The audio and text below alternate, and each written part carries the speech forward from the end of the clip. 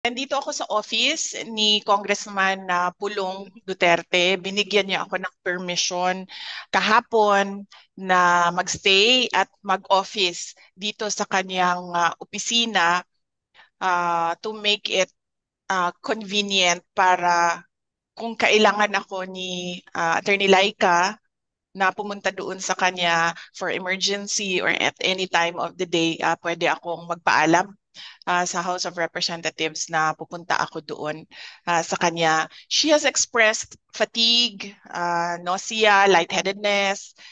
Um, Hindi siya nakapag-therapy kahapon. Meron siyang physical therapy plan kasi hindi siya nakapag-therapy kahapon kasi hindi napayagan. So may mga nararamdaman siya health-wise. And ang gusto niya kasi talaga sana is for her peace of mind, samahan ko siya doon para makatulog siya.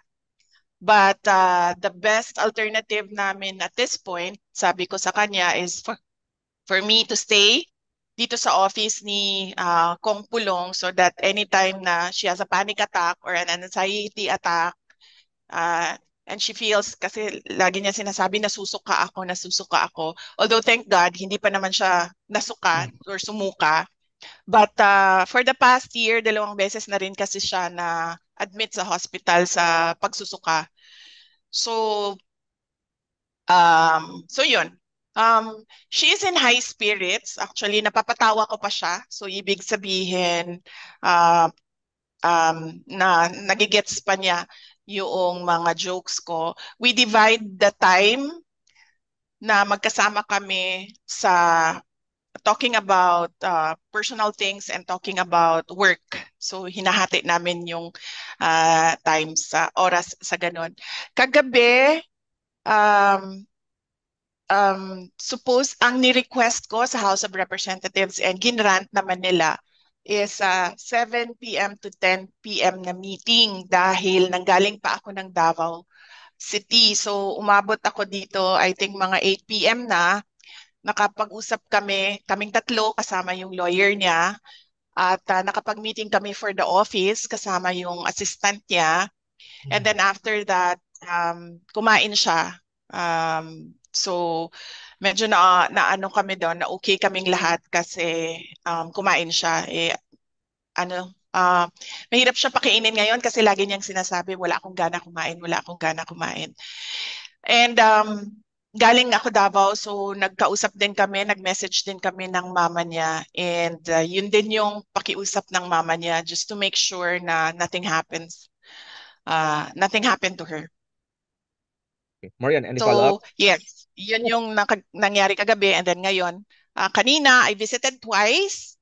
Ang schedule ko kanina sa meeting with her was 11. It was a last meeting, a working meeting. So 11 a.m. to 1 p.m.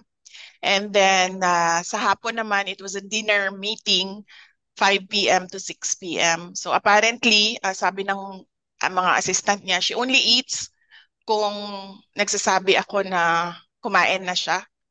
So wala nga daw talagang gana kumain. Although nagpapasalamat din kami kasi marami ding mga tao na nagpapadala ng mga paborito niyang pagkain. Thank you. So unang-una, nagpapasalamat kami kay Congressman Joel Chua dahil sa mga requests, binibigay naman niya yung mga requests ni Yusek Lopez. And yung mga requests ko, sabi ko to visit, subject to their rules doon sa detention center, umuo naman siya. So on that point, nagpapasalamat kami. Um, so ano nga ba yung tanong? Will I be here until Monday? Actually, sa meeting namin kagabi, there is a we were initially doing a planning session last night to stay here until after the New Year's kasi we were comparing the time period to Ilocos 6, and then ito din yung time period ng Ilocos 6 who spent Christmas and New Year's dito sa detention. So kagabi yung planning talaga namin was until after the New Year yung detention. Uh, because sinasabi ko naman lagi, no, hindi ko sinasabihan yung mga tao ng Office of the Vice President, umattend kayo, huwag kayo umattend.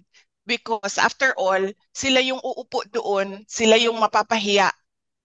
And it will be their own mental struggle yung mangyayari doon habang nakaupo sila. So hindi ko sila sinasabihan kung ano yung dapat nilang gawin. Ang sinasabi ko lang lagi, let us know what your decision is so that we can help you. Ang expectation namin, kung dumating si ASEC Lemuel Ortonio on Monday, he will be detained kasi meron siyang 2 consecutive contempt orders. And alam nyo naman dito sa Kongreso, no, sila naman kasi nagsasabi kung ilang araw, ilang buwan. So, ang preparation namin is until after the New Year. And then the next planning namin is until after Congress adjourns, which is on June. June. So, may mga ganun kami na mga plano. And because nandiyan si Attorney Lopez na detention, because of me, I am here.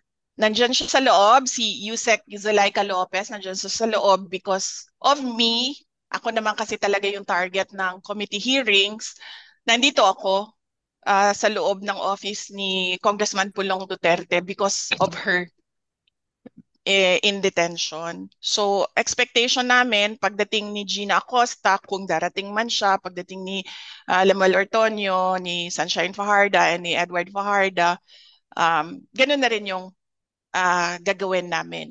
So, kaya nga yung sinabi din ni Congressman Pulong, he gave me permission to stay indefinitely and hold office indefinitely dito sa office niya. Thank you. Marian, okay ka na? Sorry. Attend ba ako sa Monday? Hindi pa namin napapag-usapan ng lawyers ko because nakatuto kami kay Yusek Lopez.